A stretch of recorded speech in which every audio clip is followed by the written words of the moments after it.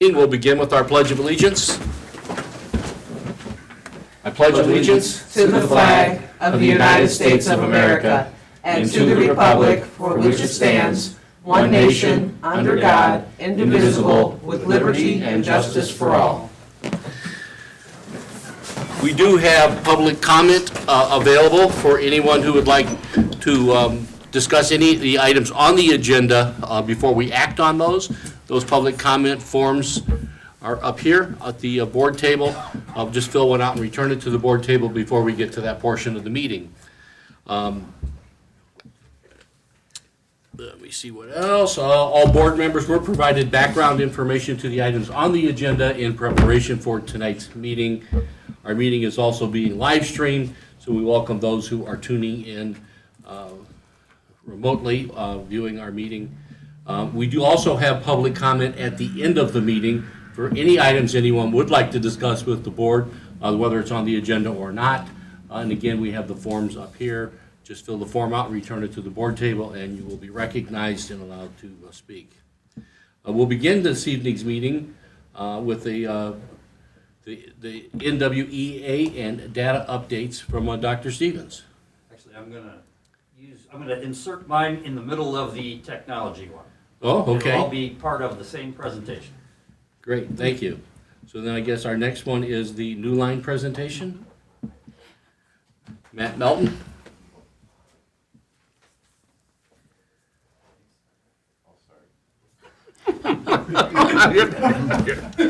He wasn't getting up. Somebody's got to. So we're the Department of Data and Information Technology. Our new statement of creating a culture where progressive teaching and learning can be transformative is how we're seeing our future. So a statement we're making is, despite the widespread technological revolution that has transformed various aspects of modern life, the education sector has lagged in fully embracing and incorporating technological advancements into its teaching methods, curriculum, and overall learning experience. We are going to change this. So to introduce myself, my name is Nate Thompson. My current role here is systems analyst. Former role, I was a teacher at the high school. I'm also the founder of Indiana Esports Network, the founder of the Interstate Scholastic Esports Association. I led our high school's efforts into creating the information technology pathway at the high school by becoming a Cisco verified Network Academy instructor. I created Indiana's first high school esports program at Munster High School when I was there. I gave out the first varsity letter in esports while I was there, and that's in the country. So I gave out the first varsity letter in esports in the country. And then I went on to found Indiana Esports Networks, Indiana's first in-state competitive esports network for high school and middle schools, and then the National Interstate Scholastic Esports Association, which is a collective of all the different states that have esports. So I have dealt with educational technology a lot in the amount of time that I have been a teacher. One thing we've been tasked with is creating future-ready schools. So we believe in an inclusive culture, and because of this, we are looking at this wheel as a beginning point of what we would like to achieve in the future. Today, specifically, we are going to talk about curriculum, instruction and assessment, personalized professional learning, and robust infrastructure, and then touch a little bit on use of space and time. Soon, we'll begin expanding on the other areas. So this is a picture of a current Portage classroom. It's a typical classroom setup we see in Portage. You see a projector on those carts, a Belkin stand, separate speakers, another different kind of iPad stand, an Apple TV, and so on.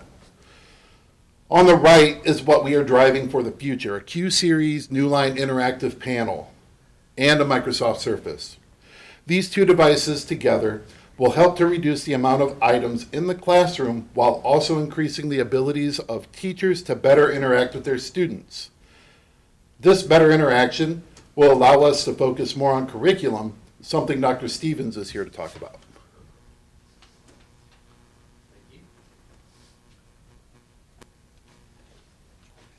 One thing I want to, before I get into that part of the conversation, one thing I wanted to point out with this group of pictures and the like,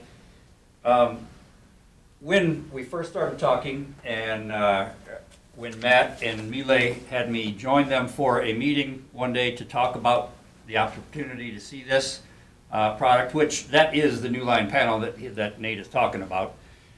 We started with this one in here just so that we could kind of see how it worked and without having put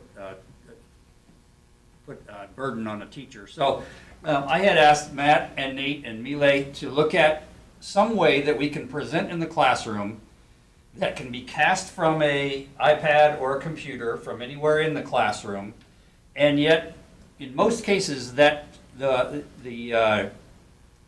projector that you're looking at, you have to dim the lights, you have to shut the window blinds, and to me, that just leads to children not paying attention, okay?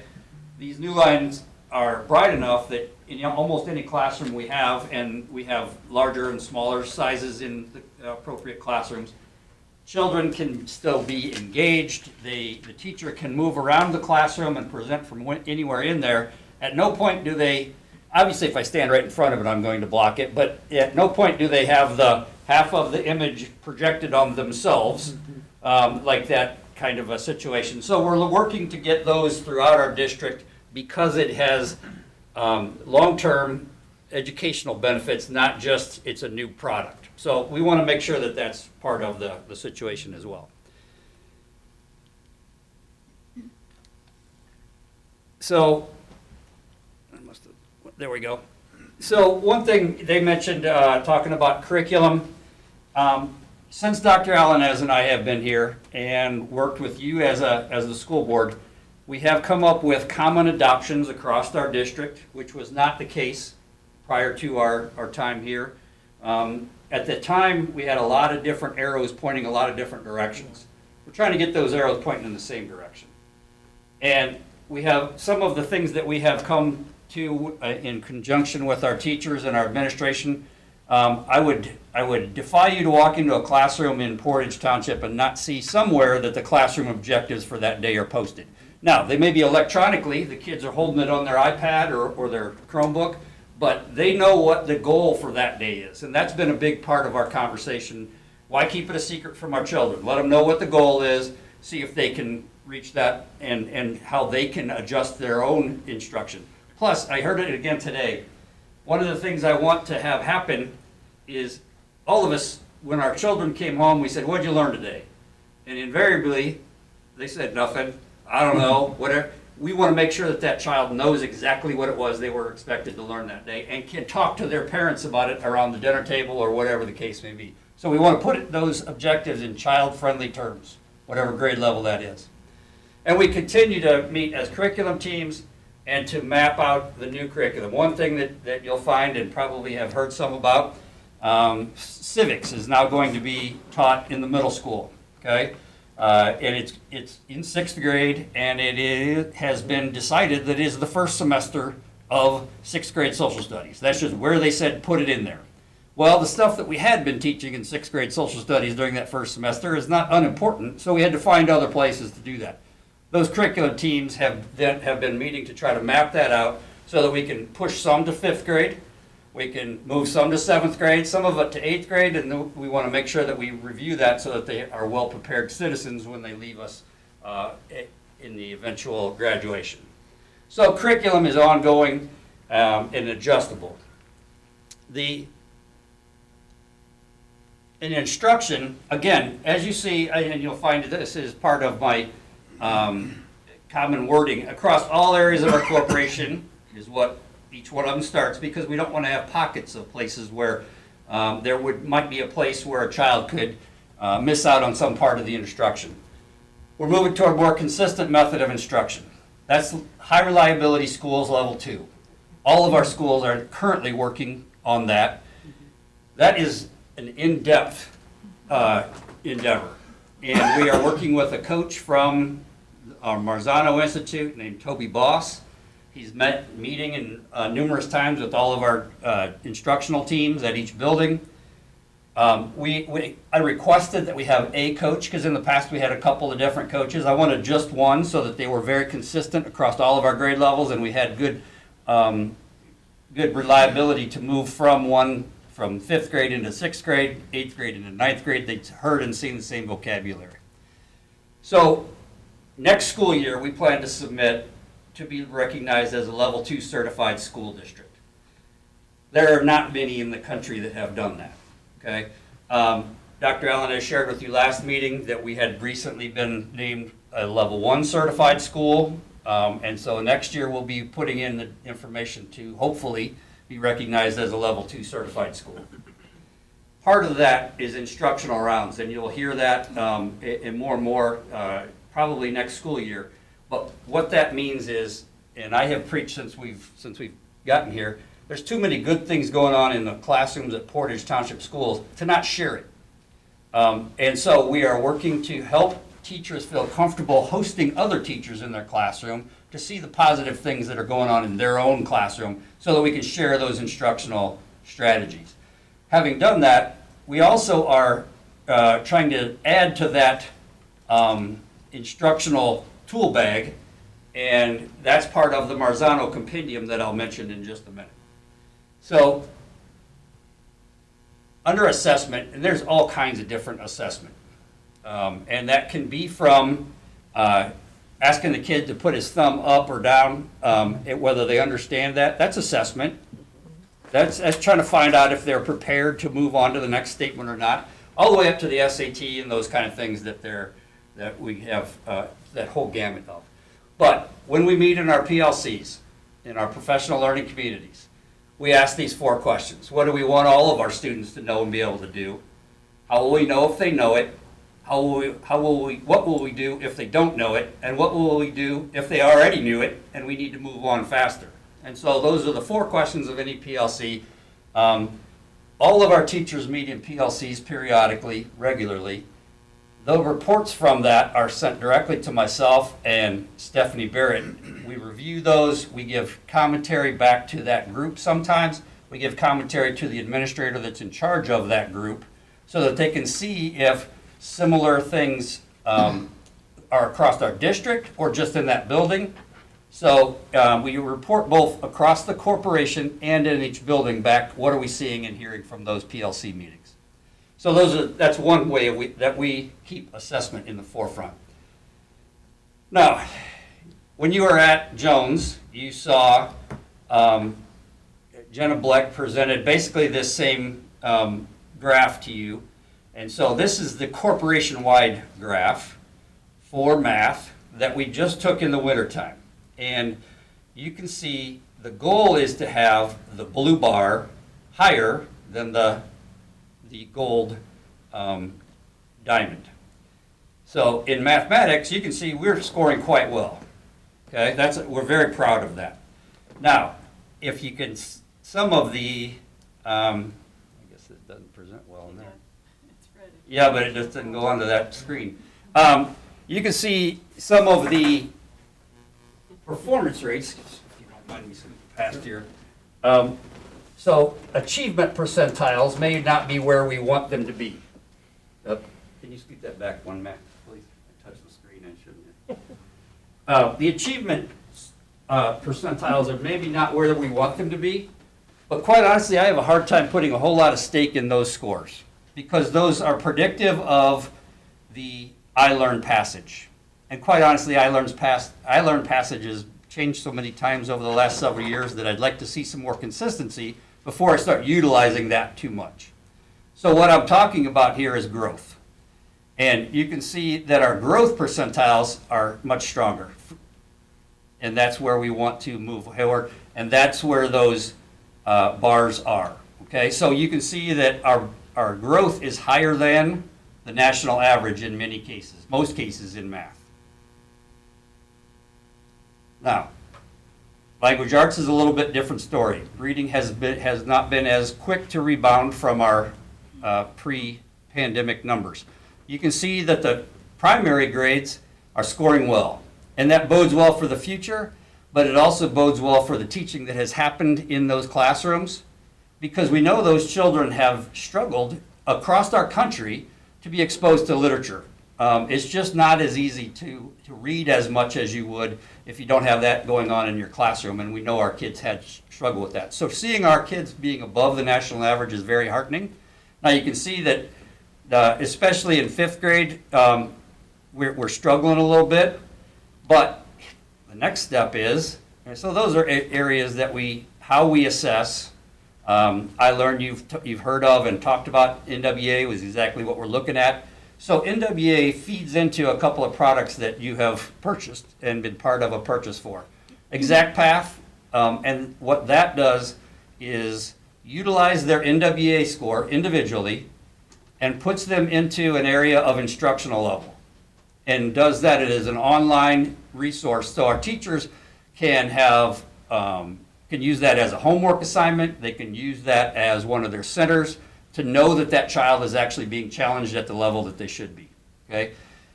Study Island is more of a practice for iLearn, okay? It uses the same format that iLearn does, and so there are two different uses, kind of Exact Path to help remediate and Study Island to help prepare for the test. So those are the couple of different uses of that. Dibbles is an early learning reading tool that we utilize. But I wanted to make sure I threw in there that classroom assessment, test-driven assessments are also used and compared in those PLCs. That's where we talk about that.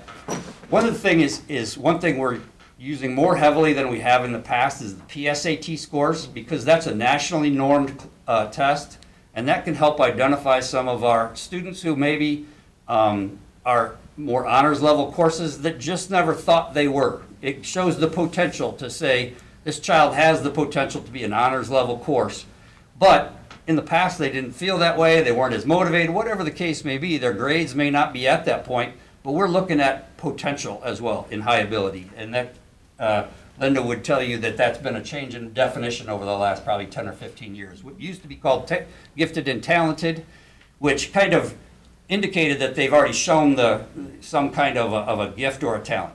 High ability has been designed to be a place where kids have the potential to show that. And we're trying to identify that potential and help exploit that. So under professional development, so we did the curriculum, instruction, assessment, and whatever those results of the assessment are, we have to act on that. So one of the things we do is try to help our teachers see that and get better at that kind of things.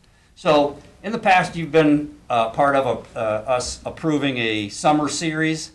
And this year, we're hoping to spread that out over the course of the summer and call it just Summer Tuesdays, and have different topics that teachers can come in each Tuesday, whichever one they're interested in, come in. These are some of the ideas. We have recently worked with Dr. Michelle Grew out of the Northwest. Okay, so it's Northwest Indiana Educational Service Center, but they're partnered with the Northern Indiana. So that if you take the W out of that, she's part of both of those groups.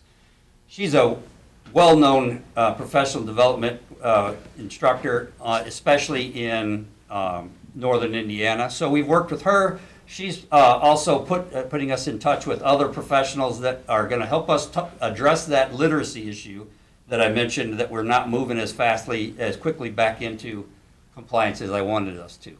So we're going to talk a great deal about the science of reading. We're going to train a cadre of people that are going to help bring that back to our buildings and utilize that on a daily basis and help us understand that.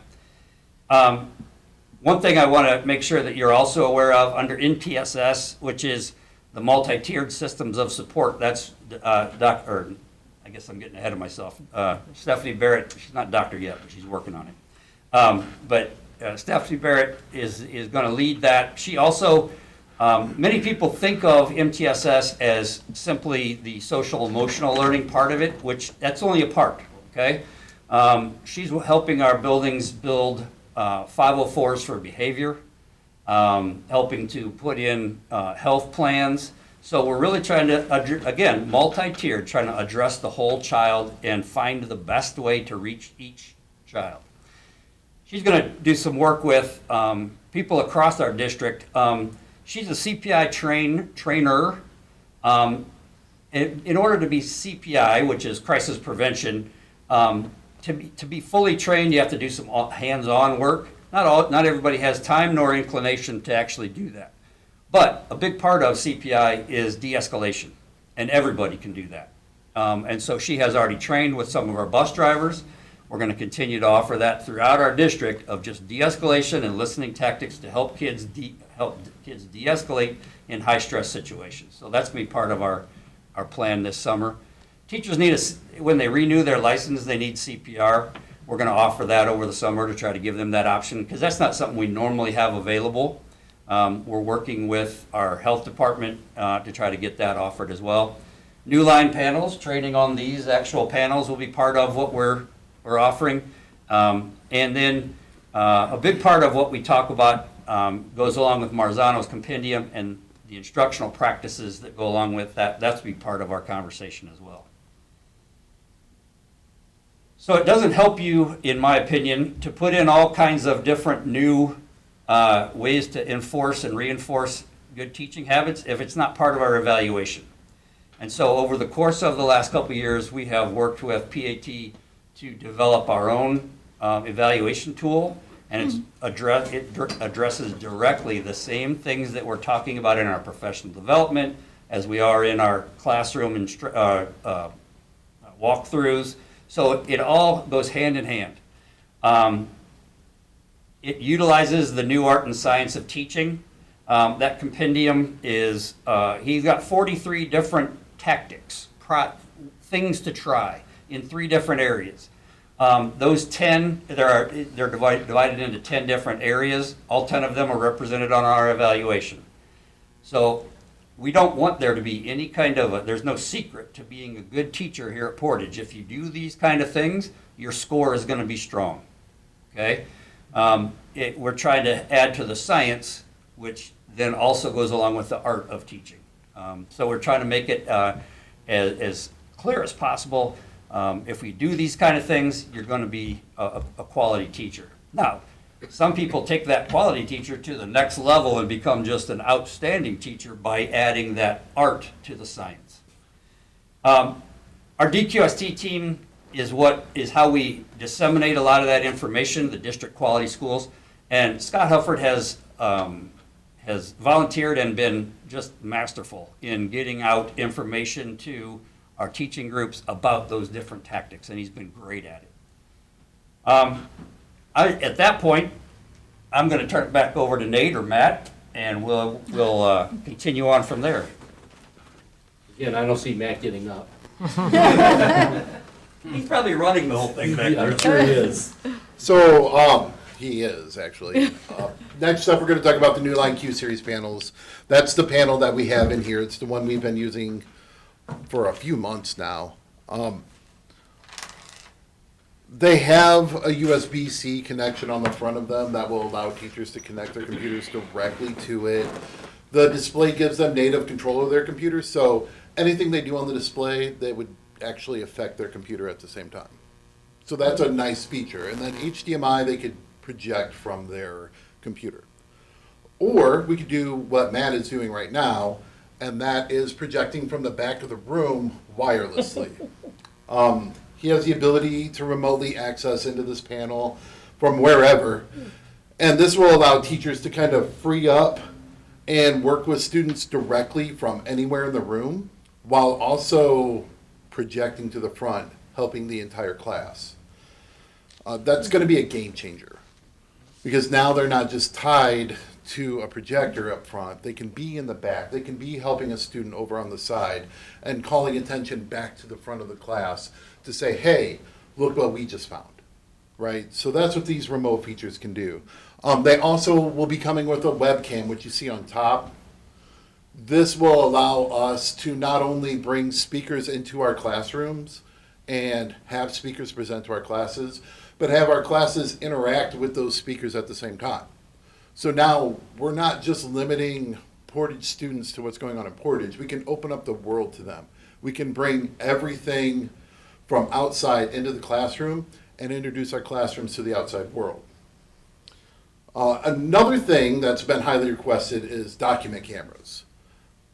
Teachers have requested this piece of equipment, and they will be included with every panel that goes into every room in every Portage Township school's classroom.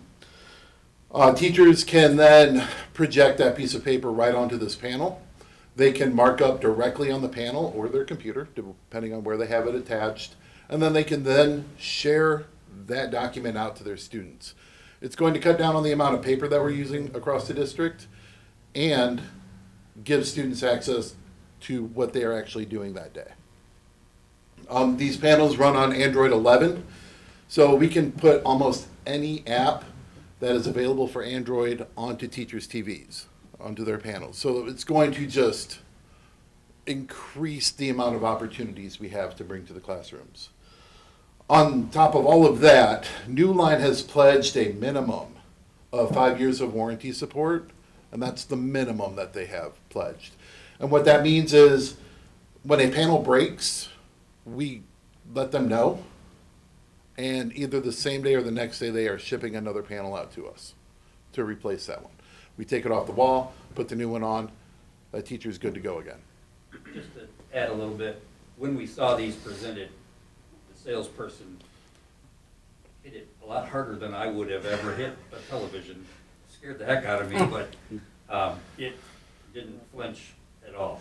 So it was even more, kind of a comfort level. Allegedly, somebody in this room has hit one of these as hard as they can, and it didn't do anything to it. Allegedly. And then on top of I don't know who that could be. And then currently we're looking at Microsoft Surface Laptop 5s, Microsoft Surface Pro 9s as teacher devices. Both of these are touch screens, so that's going to allow them even more opportunities to use these panels. And then the panels also run Microsoft apps natively, so we'll be able to take anything that teachers have developed and just pull it right to the panel itself. So we don't need a separate device.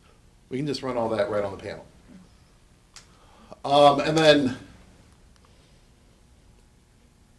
there we go. On top of what Dr. Stevens was talking about, we actually have personalized professional learning as well. In the past, we've dropped all this kind of new tech on teachers, and we've kind of given them little in the way of training and support. This time, we're doing things a little bit different. Starting tomorrow, South Haven will be the first elementary to receive professional development virtually from a New Line instructor on how to use these New Line panels. Every elementary in our district already has their virtual professional development lined up for these New Line panels before spring break. We are here to support teachers in all of our new endeavors. We're not just going to drop the technology in their classroom and walk away. We're here to help, not hurt. And then, as you can see here, I have a lot more planned for our teachers. Everything from the Microsoft Educator Academy, the 365 Teacher Academy. We have Minecraft that we'd like to bring to the district. We want to expand our Tinker offerings. More virtual training for the panels. How to use ExactPath, how to get started with Savvis, and then bringing the Indiana Learning Lab into the district. It's going to be huge for opportunities for us. And then this is to help push us into the future. And that brings us to our next topic, which is robust infrastructure, which is where Matt is actually going to come up here and talk.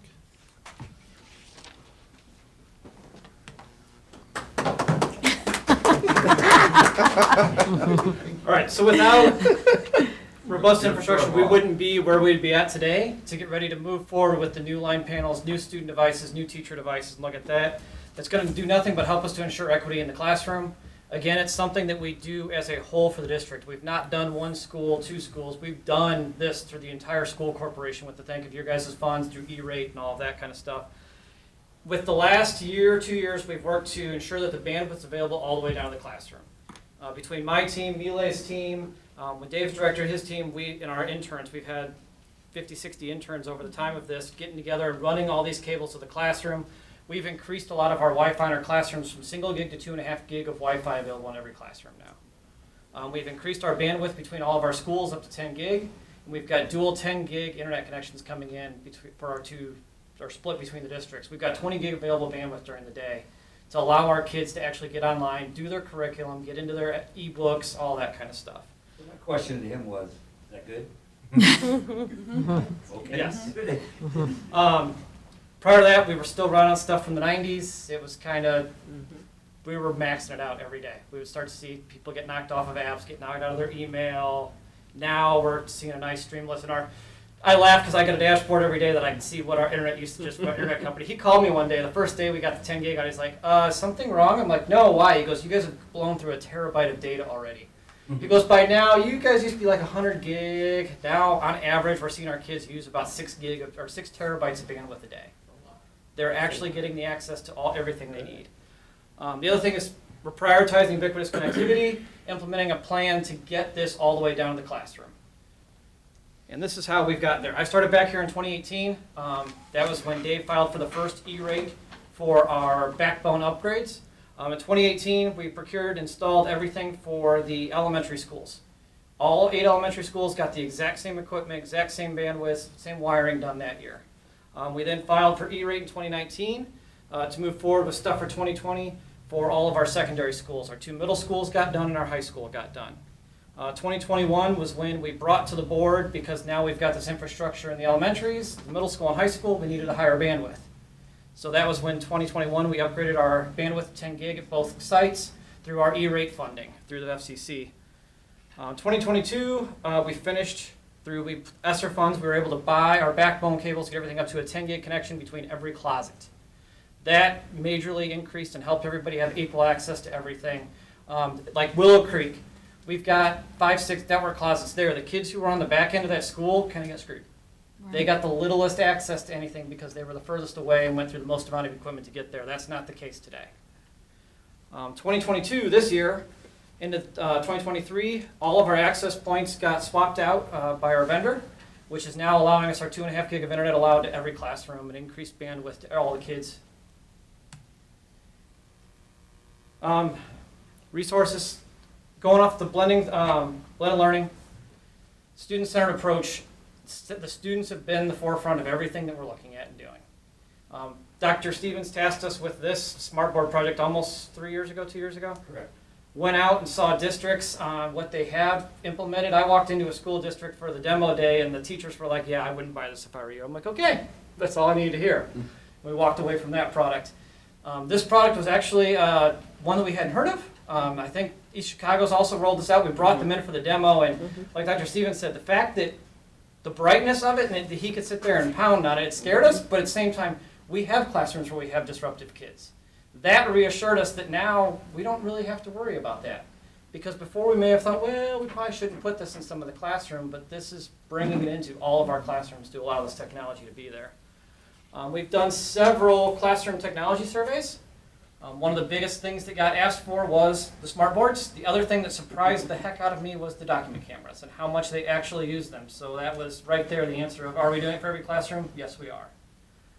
Nate's done a few others, and we've actually surprised a lot of teachers at how we've responded to what they've put in that survey. You know, they kind of put it in there as, hey, I'll never see this. And then I show up in the classroom, he shows up in the classroom, one of the guys shows up in the classroom, hey, we saw this here. One of them was as simple as they wanted a DVD player for their MacBook, which we had sitting around, and it got delivered the next day. Device usage survey, we've also done a little bit of that to find out what they are using. Surprisingly enough, a lot of people came back to us and told us they're not using the devices we provide because it's not adequate for what they need. So that's really what drove us looking into teacher and staff devices and looking to the future of what we want to do. A lot of them did come back with, if they could have everything in one device, they wouldn't have to have the iPad, the laptop, which is what's driven us to the Surface Pro 9s, which we'll show you guys later. It's more of just an iPad, but a full version of Windows laptop as well. The new lines, we've been talking about them a lot. Microsoft Learn, and we've done a lot through Future Ready Schools, a lot of the research through there, and stuff that started in 2013. Yeah, it's been a while. It's been a long time. Yeah. I've read through a lot of documents, the schools, the Yeah, principals. I believe Dave school board. started looking at the Future Ready assessments in that before even I was I'd say that was before our time. superintendent, and then we kind of have continued with that concept, and you guys have continued. Yep, on and I got shared some documents and started Yeah. sitting down, it's like, well, here we are following right through with our plan, the way it started to get laid out, and here we are. And that's where we are with our media centers. I mean, we're staying with it. Yep. The Microsoft Surfaces that you mentioned, those are the same kind of things that you see getting thrown around on the sidelines of the NFL. Oh, yeah.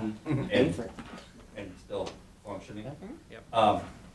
One of the things, so the drawing card for me to both of those, for that to replace the laptop / iPad, especially at the high school level, it has a full keyboard that our language arts people have asked for in terms of composing, Yeah. but also it has So if they- touchscreen So they'd walk that our around the mathematics classroom. teachers have asked to keep. And so it's a very nice marriage of the two areas. Because that's what a lot of them were concerned about losing and going to an iPad, but you've got it all right here now. So they can still walk around the classroom, be visible. We've gone and met with 2 or 3 of the schools already, and like some of the teachers, we've got a third one in L3. That was another one of our initial rooms we did one in. And when the kids go to L3, Dessa's been letting the teachers play with that new line panel off to the side. And some of the meetings we've gone to, like a couple teachers have gone, "You're nuts if you guys aren't ready for this in your classroom." They're excited about it. It's a great thing. They're all looking forward to it. I think teacher device replacement next is going to be a huge thing. And teaching our kids. Any questions for any of us? Can you repeat the whole thing? Leave me alone. Watching on YouTube later tonight. The one thing I'm glad to see, there's a lot of professional development, because, you know, you can buy all this equipment you want, but if people aren't comfortable with it, don't know how to use it, aren't utilizing it up to its ability, then it's a waste of money. So Yeah. that's good that you guys have. And the media centers were another one of our test spots, and Isaac was here today. He was actually our ITS at Chrisman. He actually had taken teachers down there and done classes with them. A lot of our ITSs are really excited about it. They're doing the same thing, getting teachers in there, getting them using it, showing them how to use it. Fantastic. So part of that was, there is some concern and consternation about, oh boy, you're taking away my projector that I'm comfortable with, middle of the year kind of thing. Dr. Allenaz and I have both have messaged out, if all you do is turn it on and use it as the same thing as your projector until you feel comfortable trained, that's fine. But we're going to give you opportunity to learn more and utilize it further as you get more and more comfortable with it. But all you have to do right now is plug it in just like you would your what was plugged into your projector, and it'll work exactly the same way. That's awesome. Thank you. Any other questions for anyone, or comments? I just have a comment. I know that one of the best or most effective professional development sessions that I was involved in was when we asked teachers who had a mastery of it to present, or to have those teachers that weren't quite ready or comfortable go into their classrooms while they were teaching, and we observed that, and that was very effective. Yeah, we've very had, effective. just a couple of meetings we've had with the school so far, we've had teachers who are like, if anybody wants to, they're like, come down to mine as soon as mine's in, I'll teach you. That's great. So we're looking forward to it. I think with the excitement, I think there's going to be a lot of that too, teachers teaching teachers, and there's probably going to be a lot of kids teaching teachers how to use it. Yeah. That's real. Yeah. Just to comment on that real quickly, that you're exactly right. That's one of the most powerful professional developments that there is internal. And we're trying to institutionalize that with this level 2 instruction, just to help everybody feel comfortable. None of the interactions that are gonna go in are any kind of a evaluation or any kind of a critique. You're going there to learn something positive, we're not asking anybody to go into anybody else's classroom and tell them what they're doing is wrong. We've already identified that this is a positive, and so go learn from that is our message. Fantastic. I do have a question, and it is for Dr. Stevens, and it's about our NOEA data. Just a couple of comments, really. Well, a couple of questions. Is there a certain strand that our students are very strong in the elementary and middle school levels? And then what are the opportunities that we have to grow from your perspective? So, and that is something, as you saw Jenna Black present at a building level. So that's where we go next, is we look at each individual building, and then we look at each individual classroom. to do that. Now, having said that, you saw that the mathematics was pretty strong across the board, and so we're very happy with that. We're celebrating that, and then trying to make sure that that continues. But the next thing that we're doing in terms of language arts and literacy is vocabulary. That's something that we looked at, and we're trying to find better resources and better to utilize that. You guys have all probably been part of a workshop with Christina Smeckens.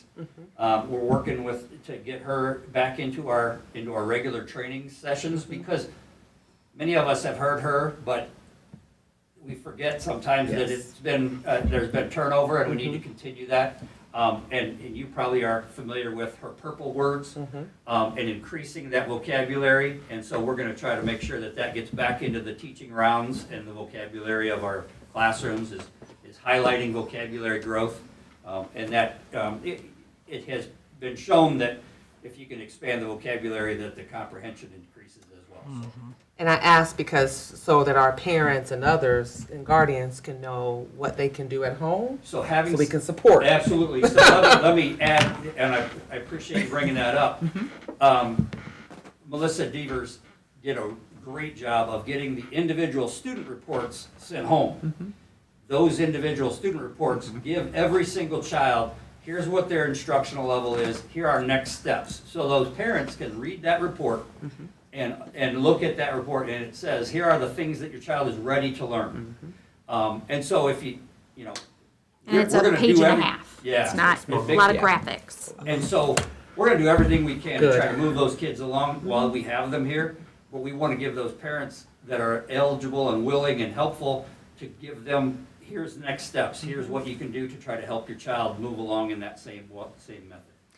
We also, so for instance, on Wednesday for the e-learning day, one of the authors from Benchmark, because although NWEA isn't looking at that writing component, it is one of our areas of focus. And so we have one of the authors from Benchmark who will be coming to meet with elementary teachers on the writing component. And then we've also been partnering, Linda's got a current pilot program going on with some opportunities for our phonics program, and looking at the growth that was achieved through that program comparison to what we have in place, and looking at those common threads. We've added some additional pieces to our phonics program based on the feedback from our kindergarten teachers, and knowing that that was some additional push that we needed. So there are many things, and you know, but again, it's that data at not only the district level, but the building level and each of those grade levels, and all of those pieces coming together. Thank you. Great, thank you. That's really good stuff. It's exciting. Okay, we'll move on to the rest of our agenda. We have any adjustments to the agenda from the board this evening? We do not. We have our superintendent's consent agenda, which has our personnel report for February 27th, our donations report, claims report, and facility use request report. Do we have a motion to approve the superintendent's consent agenda? Make a motion to approve? Second. We have a motion, a second. Any discussion or questions? Hearing none, call roll, please. Trustee Finley? Yes. Trustee Vasquez? Yes. Trustee Maleta? Yes. Trustee Williams, yes. Trustee Wilkie? Yes. Next, we have our board's consent agenda, which includes the minutes of our discussion meeting from February the 13th. Do we have a motion to approve the board's consent agenda? I'll make a motion to approve. Second? We have a motion, a second. Any discussion or questions? Hearing none, call roll, please. Trustee Vasquez? Yes. Trustee Maleta? Yes. Trustee Williams, yes. Trustee Wilkie? Yes. Trustee Finley? Yes. Next, we have our board development and committee reports. Do we have any committee reports this evening? I'd like to report on the Portage Township Food Pantry during the month of January. There were 27 new households, and the total served families was 223, with a total of 391 individuals. The cash donations were, or the cash donation amount is $4,148.63, and the amounts range from $100 to $1,500. The non-cash donations included 7,149 pounds from businesses, churches, individuals. Portage High School donated, the students donated to that, as well as Central Elementary, the 50 blessing bags sponsored by the Student Council and the Kindness Club. Connie King is a sponsor for that endeavor. I also have another report from the 5th Annual Indiana School Board Association State House Day. Trustee Dr. Shauna Finley and I attended it. It was held on this past Tuesday, February the 21st. There were approximately 180 participants and 41 legislators who shared a portion of their day with us during this event. The agenda included legislative briefings from the ISBA president, who is Tom Simpson, Terry Sprodden, the executive director, and the general counsel, Lisa Tansel. 2 panel discussions, those were very interesting, with caucus leaders included 8 legislators. That we had time for audience questions and answers. We were able to hear how the legislators described the several of the education bills and how they expressed their priorities as well as which position they supported. We had a delicious luncheon, and then after that, we went to the State House to speak with other legislators who were unable to join us earlier in the day. Senator Rodney Pohl joined us during lunchtime. We also attended a committee session at the State House as our representatives proposed their bills, they made presentations, and they voted. This was a new experience for me. I think Dr. Finley, you already went. We really appreciate the opportunity to be part of this legislative grassroots advocacy for the Indiana School Board Association Legislative Action Network to support not only the Portage Township students, but all of the Indiana public schools as well. So thank you for that. Good, thank you. I'm gonna follow up with Trustee Vasquez. We did have a good time. We had a great experience, and definitely want to thank the following legislators from our region who took the time to eat lunch with us and to give feedback on bills, which are the top of our minds. Senators Rodney Pohl Jr. and Lonnie Randolph, both were there. Representatives Mike Andrade, Kendall Cope, Chuck Mosley, and Vernon Smith. They were all there as well. A few of the bills that we need to keep our eyes on, but I'll just back up too and say the session is going to, a lot of things are going to come out of committee, and if they don't come out by next week, the 9th, then we're going to consider those items dead. But we do have some things that we still need to keep on our eyes on, and one of them died today. Partisan school board elections, that is a dunner, so we should celebrate that. We want to definitely keep our students come first in the boardroom, not Keep the politics. politics out. And we all agreed with that, and actually, we were told not to clap a couple of times during our lunch, and we broke all the rules. Certain people said certain things. So I wanted to lift that up. We've also been asked to support House Bill 1085, which is tax increment financing. This bill is on second reading. They want to remove the provisions that one member of the Redevelopment Commission must be approved, but won't be appointed by the governing board of the school corp within the territory. So there's some things that they want us to support in there, and while the bill has been amended, now has no direct benefit to school corp, the bill does impose appropriate fiscal accountability and transparency requirements on redevelopment commissions that oversee TIF districts. We were asked to oppose House Bill 1081, which is also a Senate Bill 300, which are housing TIFs. This bill was recommitted to the Ways and Means Committee, and Chairman Thompson held the bill without a hearing and indicated the session that it was going to come to the House of Representatives on the same language, and they thanked us who have contacted our state representatives in opposition of that particular bill. Another bill that we've been asked to support is House Bill 1492. This is the school safety one. Although we recognize and appreciate that there are more permissible uses of the school safety fund, that the current fund of $22.9 million that was allocated this school year should be increased to $30 million. This bill has now been referred to the Senate, Another bill which passed unanimously, which I'm going to celebrate too, is House Bill 1449.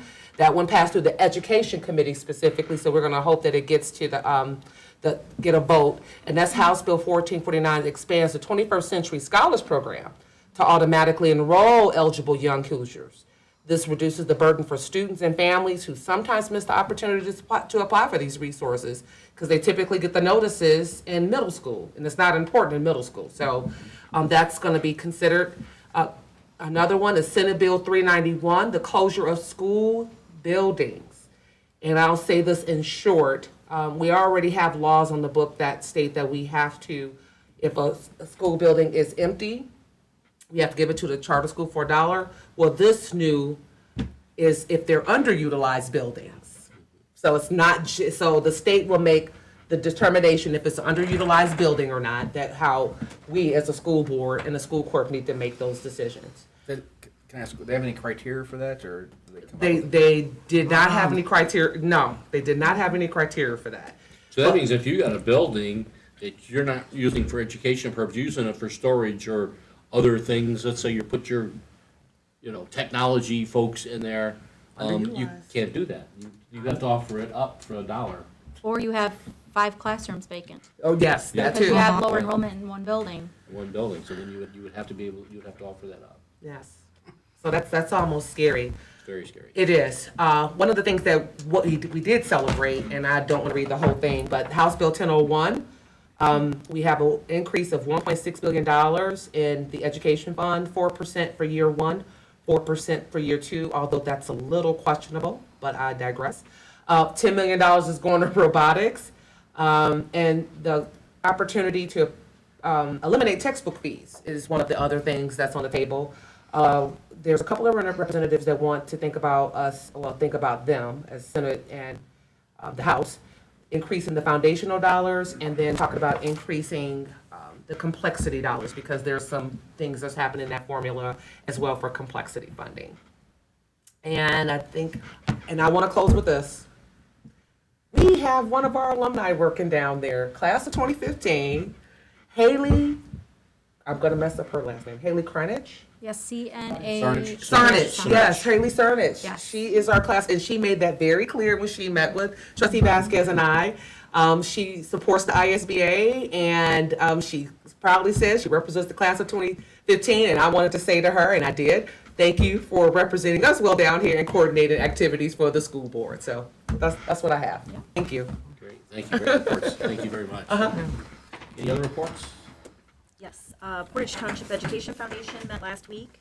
Their Major Saver Card fundraiser raised $14,167.50.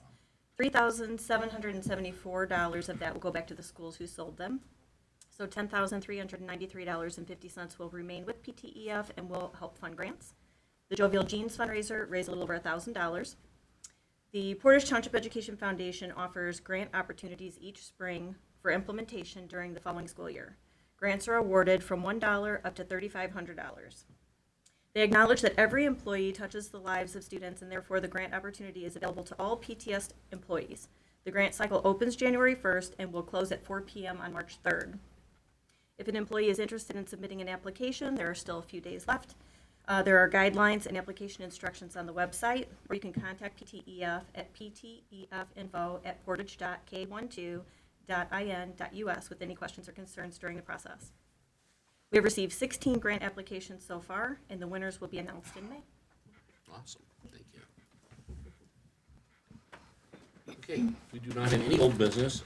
Under new business, we have the approval of Blum as the sole provider for New Line interactive panels. Yes, so a few things to mention here. We did work with Attorney Elwood on this. This is a sole source provider with the New Line panel. So that being said, we did have him review that and also that they should receive the installer's contract as well because that is the only way that you receive the warranty. I will also just share with you that I did reach out also to Marcy Kunstack and made sure that we were making every effort to be good stewards of the dollars of the school district and our local trades And she understood and also ran it to Dave to make certain that he was aware that this is the way that we were going in the rationale. So, Very good, thank you. Do you have a motion to approve is it Blum or Bloom? Bloom as the sole provider for the New Line interactive panels? I make a motion for the approval of Bloom as the sole provider for New Line. Second, sorry. Go ahead. Second. Do you have a motion second, any discussion? One question. Are we approving both of these together? Because you went kind of both. You have to do one and the other, you were saying, oh, I'm sorry. the interactive. You have to- Okay, gotcha. I just want to know. Okay, Yeah, there thank go. you. Yep. Oh, that's all. Okay, call roll, please.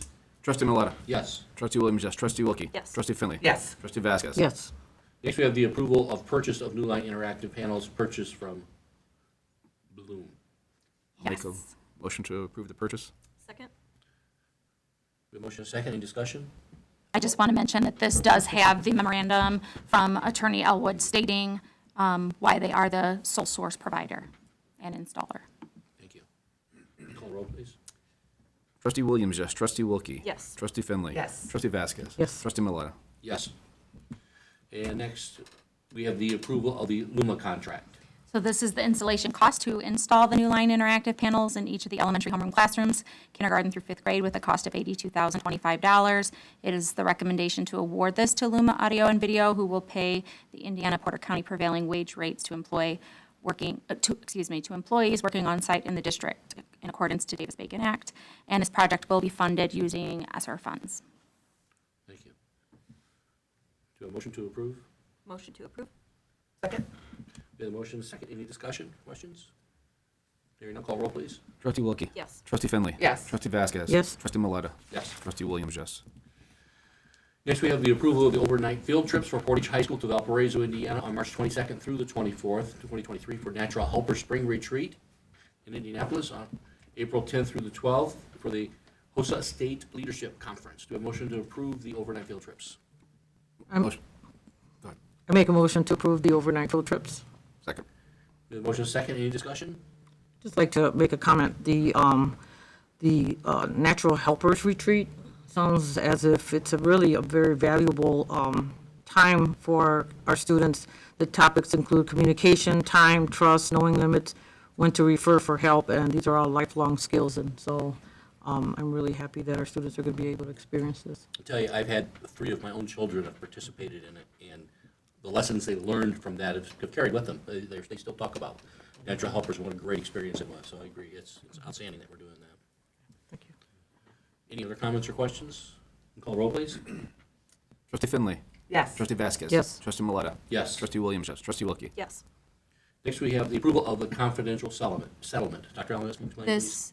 This was information provided to the board and is a confidential settlement that Portage Township Schools will be receiving and is in compliance with the required procedures, related deadlines, and our district's settlement in the direct filing of this particular situation.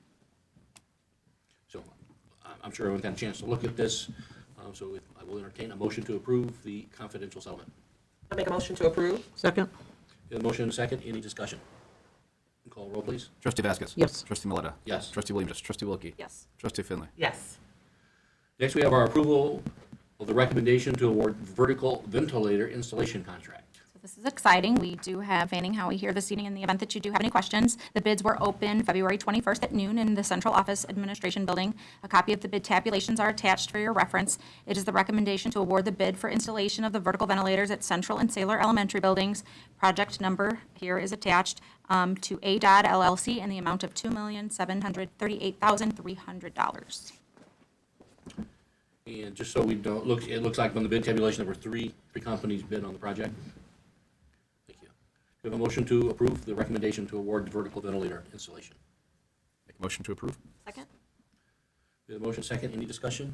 Can we just get a brief description of the project? Yeah, could you please step up to the podium, please, and kind of explain it to us?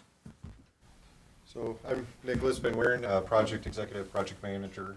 Hope to have a long relationship and see you and answer more questions down the road. But so I think it was about a month ago we talked about the procurement of the equipment. So those units have a lead time. We ordered them. We did some preliminary things. So this next phase, the idea is the installation of that equipment. So in a general, typical classroom, we'll say, let's use Central as a good example of what will happen there. Currently, there's some casework in one of the corners that has been identified as the ideal spot for this mechanical equipment to go. Let me back up one step too. The existing equipment is what's known as a horizontal unit ventilator.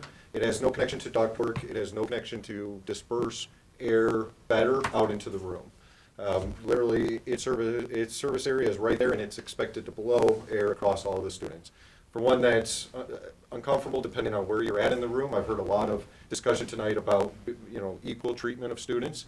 Once again, this is along those lines. The closer students won't be affected by blowing air as bad, and students won't be on the other end of the room not getting any air. So, plus that's also noisy. Something that has to throw air that far, very distracting, hurts your learning environment. So the idea of the project is to take and put in what's known as a vertical unit ventilator, same concept, but it puts it in a vertical orientation. And then we have also connected ductwork above the ceiling that will go to roughly 4, I think, locations spread out through the room in a typical ceiling diffuser type of a scenario. And what that's doing is allowing different areas of air serviced to the room, more distributed, more even, more fair to all students, and it's also quieter, which I think your teachers are going to be very, very excited about. So this project deals with, that's the gist of it. That is installing that equipment.